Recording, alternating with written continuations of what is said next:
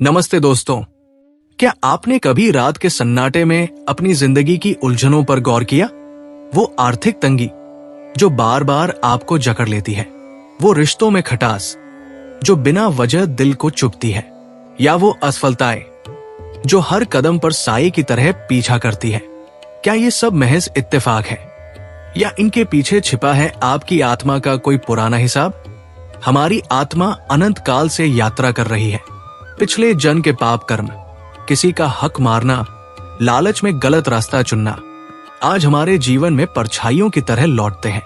लेकिन क्या होगा अगर मैं आपको एक ऐसी कहानी सुनाऊं जो आपके पिछले जन्म के रहस्यों को खोले और आपकी आत्मा को शांति का रास्ता दिखाए? आज हम लेकर आए हैं मृगशिरा नक्षत्र के तीसरे चरण की एक ऐसी कथा जो आपके जीवन की गुत्थियों को सुलझाने का रास्ता दिखा सकती है। ये कथा भगवान शिव और माता पार्वती के पवित्र संवाद के रूप में है, जो न सिर्फ दिल को छूती है बल्कि आपके पिछले जन्म के कर्मों को समझने का एक अनोखा दर्पण है।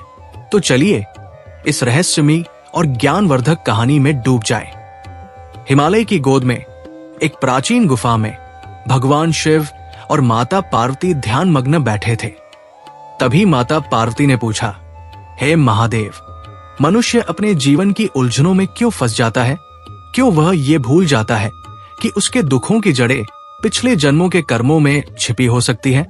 कृपया मुझे ऐसी कथा सुनाएं जो कर्मों के इस चक्र को उजागर करे और प्राणियों को उनके सत्य का दर्पण दिखाए। भगवान शिव बोले, सुनो पार्वती, मैं तुम्हें मृगशिरा नक्षत्र के तीसरे चरण से जुड़ी एक कथा सुनाता हूं। नर्मदा नदी के दक्षिणी तट पर जहां लहरें मधुर राग गाती थी और सूरज की किरणें पानी पर सोने सी चमक बिखेरती थी, बसी थी एक रमणीय नगरी पुरी का। इस नगरी में रहता था कर्मचंद्र, एक कुम्हार जिसके हाथों में मिट्टी जादू की तरह आकार लेती थी। उसके बनाए घड़े, मटके और पात्र न सिर्फ उपयोगी थे बल्कि कला के अनमोल नमूने थे। उसकी पत्नी देवकी उसके हर सुख दुख में उसकी ढाल बनी। कर्मचंद्र का दिन सूरज के साथ शुरू होता। वह चाक पर बैठता, मिट्टी को थपथपाता और घंटों तक अपने हुनर में डूबा रहता। गांव वाले उसकी दुकान पर उमड़ पड़ते, कहते, कर्मचंद्र के घड़ों में पानी नहीं, अमृत बसता है। उसकी मेहनत ने उसे धन धान्य से भर दिया। उसका घर सोने चांदी से जगमगाता और उसकी इज्जत गांव के हर कोने में गूंजती। माता पार्वती ने कहा, कितनी सुंदर कथा है ये। कर्मचंद्र का जीवन तो सुख और समृद्धि से भरा था, लेकिन हे शिव, क्या समय का चक्र इतना ही दयालु रहा या कर्मचंद्र की राह में कोई तूफान भी आया? भगवान शिव बोले, सही पूछा सौम्य स्वरूप वाली। समय का चक्र कभी रुकता नहीं। जैसे जैसे बुढ़ापे ने दस्तक दी, कर्मचंद्र की दुनिया बदलने लगी। उसकी दुकान पर भीड़ कम होने लगी। नए कुम्हारों ने बाजार पर कब्जा कर लिया। उसके घड़े अब पहले जैसे नहीं बिकते थे। धन जो कभी नदियों की तरह बहता था, अब रेत की तरह हथेली से फिसलने लगा। कर्मचंद्र का दिल टूटने लगा। वो रातों को जागकर सोचता, मेरी मेहनत, मेरा हुनर सब बेकार हो गया। मजबूरी में उसने एक छाछ बनाने वाले धानक से 100 स्वर्ण मोहरें उधार ली। वो मन ही मन कसम खाता, ये धन मुझे फिर से उठाएगा। लेकिन लालच और गलत निर्णयों ने उस धन को निगल लिया। वो सोने की मोहरें बाजार में, व्यापार में और गलत रास्तों पर खर्च हो गई। कर्मचंद्र खाली हाथ रह गया। माता पार्वती ने पूछा, हे भोलेनाथ, क्या कर्मचंद्र का ये पतन उसके कर्मों का फल था? और फिर क्या हुआ? भगवान शिव बोले, धैर्य रखो सौम्य हृदया। देव की पहले ही दुनिया छोड़ चुकी थी और अब कर्मचंद्र भी अकेला था। एक दिन जब नर्मदा की लहरें उदास गीत गा रही थी, कर्मचंद्र की मृत्यु उसी पवित्र तट पर हुई। लेकिन नर्मदा का आशीर्वाद उनके साथ था। उस तीर्थ के प्रभाव से उनकी आत्माएं स्वर्गलोक पहुंची। वहां जहां अप्सराएं नृत्य करती थी, गंधर्व गीत गाते थे और फूलों की वर्षा होती थी, कर्मचंद्र और देवकी ने हजारों वर्षों तक अनंत सुख भोगा। लेकिन पुण्य भी एक दिन क्षीण होता है। जब उनके पुण्य का घड़ा खाली हुआ, उनकी आत्माएं फिर मृत्युलोक की ओर लौटीं। इस बार कर्मचंद्र और देवकी ने एक सुंदर और धन धान्य से युक्त कुल में जन्म लिया। पिछले जन्म के प्रभाव से देवकी फिर उनकी पत्नी बनी, लेकिन कर्म का चक्र इतनी आसानी से नहीं टूटता। वही धानक जिससे कर्मचंद्र ने स्वर्ण मोहरें उधार ली थी, अब उनके पुत्र के रूप में जन्मा। ये पुत्र बचपन से ही अपने पिता के खिलाफ था। वो हर कदम पर विरोध करता, जैसे कोई पुराना हिसाब चुकाने आया हो।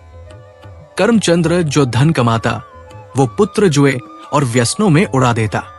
उसका व्यवहार ऐसा था मानो वो कर्मचंद्र का सुख छीनने का प्रण ले चुका हो। समय बीता, कर्मचंद्र और देवकी को पुत्र और पुत्री दोनों हुए, लेकिन नियति ने फिर करवट ली। जवानी में उनका पुत्र अचानक मर गया। कर्मचंद्र और देवकी का घर फिर से सूना हो गया। संतान सुख, जो उनकी सबसे बड़ी चाहत थी, उनके हाथ से फिसल गया। अगर आपको अपना जन्म नक्षत्र या अपनी कुंडली के 9 ग्रहों का नक्षत्र नहीं पता, तो कमेंट में अपनी जन्म तारीख, समय और स्थान लिखें। हम आपको आपका जन्म नक्षत्र बता देंगे। अब चलिए उस रहस्यमयी कथा में और गहराई से उतरते हैं जिसे हमने अभी सुना। कर्मचंद्र और देवकी की कहानी सिर्फ एक पुरानी कथा नहीं है, ये हमारे जीवन का एक दर्पण है जो हमें हमारे कर्मों का हिसाब दिखाता है। कर्मचंद्र की कहानी हमें कर्म के चक्र के बारे में बताती है। पिछले जन्म में कर्मचंद्र ने एक छाछ बनाने वाले धानक से स्वर्ण मोहरें उधार ली। वो धन उसने खर्च कर दिया, लेकिन लौटाया नहीं। ये एक तरह का कर्म ऋण था। आज के समय में इसे समझे तो ये ऐसा है जैसे आपने किसी से पैसे उधार लिए या किसी का हक मारा, चाहे वो पैसे हो, समय हो या भावनाएं। आपने अपने दोस्त को वादा किया कि आप उसका पैसा लौटाएंगे, लेकिन आपने टालमटोल की। या अपने परिवार के लिए समय निकालने का वादा किया, लेकिन काम के चक्कर में भूल गए। ये छोटी छोटी गलतियां हमारे कर्मों का हिस्सा बनती है। कर्मचंद्र की तरह हम भी सोचते हैं कि हमारा गलत निर्णय या लालच हमें तुरंत प्रभावित नहीं करेगा, लेकिन कर्म का चक्र ऐसा नहीं चलता। वो धानक जिसका हक कर्मचंद्र ने मारा, अगले जन्म में उनके पुत्र के रूप में लौटा, और उसने बचपन से ही कर्मचंद्र का विरोध किया। वो हर दिन का कमाया धन जुए और व्यसनों में उड़ा देता था। आज के दौर में इसे समझे तो ये ऐसा है जैसे आपके अपने ही लोग, चाहे वो परिवार हो, दोस्त हो या सहकर्मी, आपके खिलाफ व्यवस्तर करते हैं। क्या आपको कभी ऐसा लगा कि आप जितनी मेहनत करते हैं उतना फल नहीं मिलता, या आपके अपने ही आपके सुख को छीन लेते हैं? ये आपके पिछले कर्मों का हिसाब हो सकता है। कर्मचंद्र का पुत्र जुए और व्यसनों में डूबा था। वो जो कमाता उसे गलत रास्तों पर खर्च करता।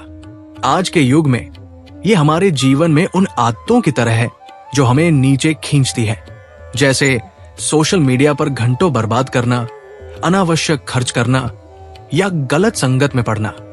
ये सब हमारे कर्मों का बोझ बढ़ाते हैं। कर्मचंद्र को पुत्र और पुत्री दोनों हुए, लेकिन नियति ने फिर करवट ली। उनके पुत्र की जवानी में मृत्यु हो गई। ये न सिर्फ एक शारीरिक हानि थी, बल्कि कर्मचंद्र और देवकी के लिए एक भावनात्मक आघात था। संतान सुख, जो उनकी सबसे बड़ी चाहत थी, उनके हाथ से छिन गया।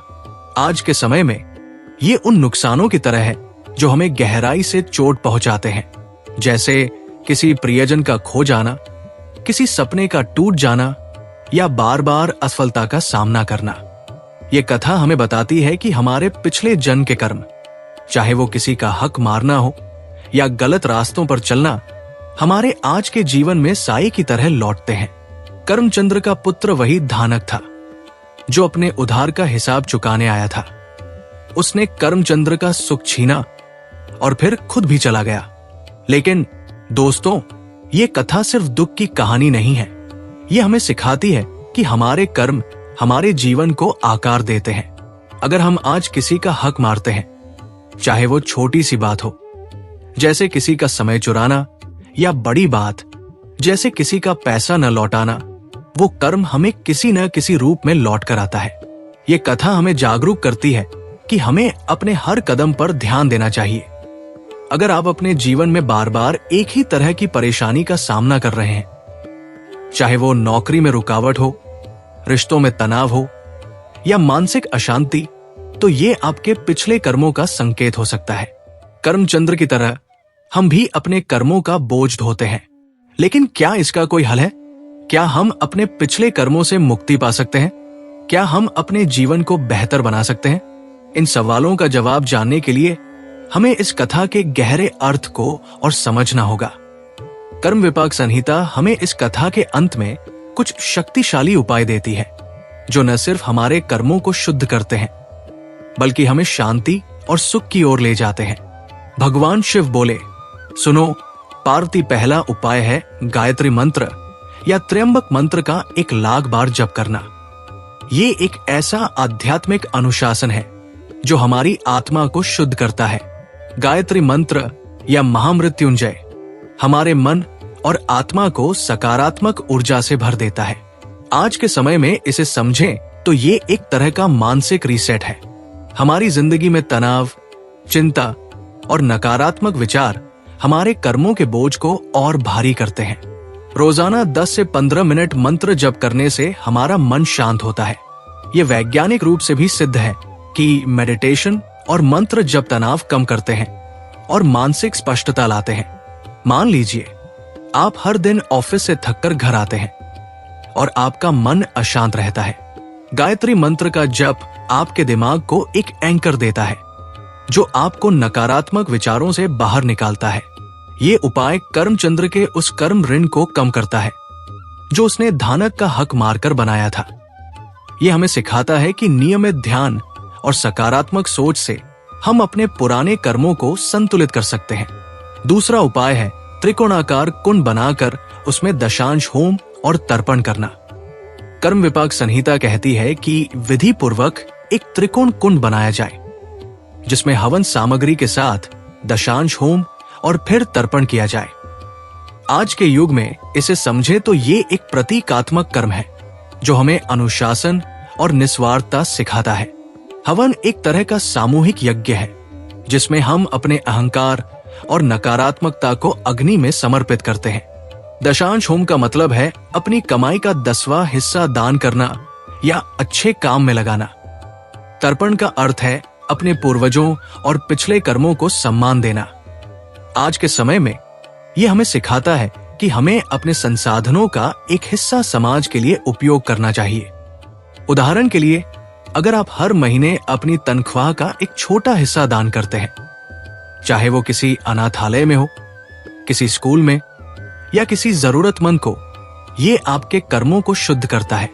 कर्मचंद्र ने धानक का धन लिया और उसे नहीं लौटाया। ये उपाय हमें सिखाता है कि हमें दूसरों का हक लौटाना चाहिए, चाहे वो धन, समय या सम्मान के रूप में हो। तीसरा उपाय है कपिला गाय का दान, जो सोने की सींग और वस्त्र के साथ हो।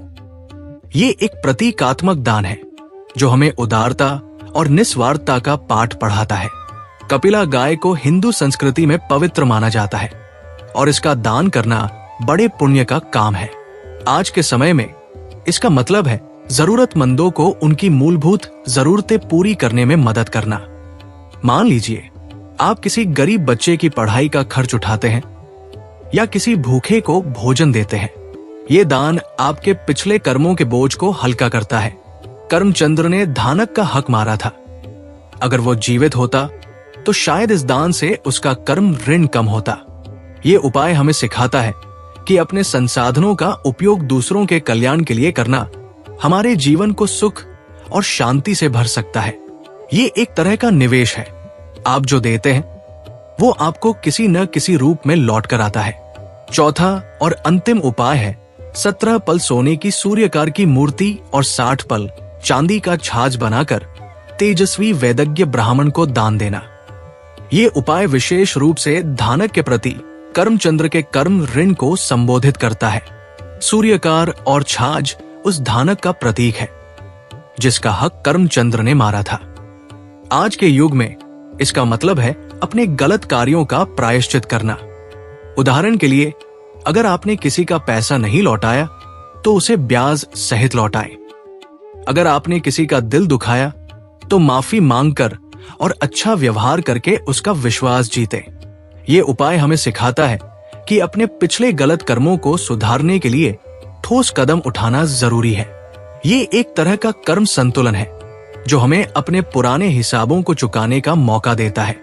ये चारों उपाय, मंत्र जप, होम तर्पण, गाय का दान और सूर्य कारछाज का दान, हमें एक ही बात सिखाते हैं, अपने कर्मों को शुद्ध करने के लिए सकारात्मक कार्य करें। आज के समय में यह हमें बताता है कि हमें अपने जीवन में अनुशासन, उदारता और निस्वार्थता लानी होगी। आइए इस कथा के मूल स्रोत को समझते हैं और जानते हैं कि ये आपके जीवन से कैसे जुड़ती है। ये कहानी कर्म विपाक संहिता से ली गई है, जो एक प्राचीन ग्रंथ है जिसमें हमारे कर्मों और उनके फलों का वर्णन है। ये खास तौर पर इसके 22वें अध्याय से है, जिसमें मृगशिरा नक्षत्र के तीसरे चरण की कथा वर्णित है। मृगशिरा नक्षत्र, जो एक शक्तिशाली और रहस्यमयी नक्षत्र है, 2 राशियों वृषभ और मिथुन में फैला हुआ है। इसका तीसरा चरण विशेष रूप से मिथुन राशि में आता है। मिथुन राशि बुद्धि, संचार और परिवर्तन का प्रतीक है और ये चरण उन लोगों के लिए विशेष है जिनके जीवन में गतिशीलता और बदलाव का महत्व है। अगर आपका जन्म नक्षत्र मृगशिरा का तीसरा चरण है, यानी आपका चंद्रमा इस नक्षत्र के इस चरण में है, तो ये कथा आपके लिए विशेष रूप से महत्वपूर्ण है। ये कथा आपके पिछले जन्मों के कर्मों को दर्शाती है, जैसे कर्मचंद्र का धानक से उधार लेना और उसका पुत्र के रूप में लौटना। यह आपके जीवन की उन परेशानियों को समझने का एक दर्पण है जो बार बार सामने आती है, चाहे वो आर्थिक तंगी हो, रिश्तों में तनाव हो या संतान सुख की कमी। लेकिन अगर आपका चंद्रमा इस नक्षत्र में नहीं है, तब भी ये कथा आपके लिए प्रासंगिक हो सकती है। अगर आपकी कुंडली का कोई अन्य ग्रह जैसे सूर्य, मंगल, गुरु या शनि, या आपका लग्न मृगशिरा नक्षत्र के तीसरे चरण में है, तो ये कथा आपके लिए आंशिक रूप से महत्वपूर्ण है। इसका मतलब है कि आपके पिछले जन्मों के कुछ कर्म इस कथा से जुड़े हो सकते हैं।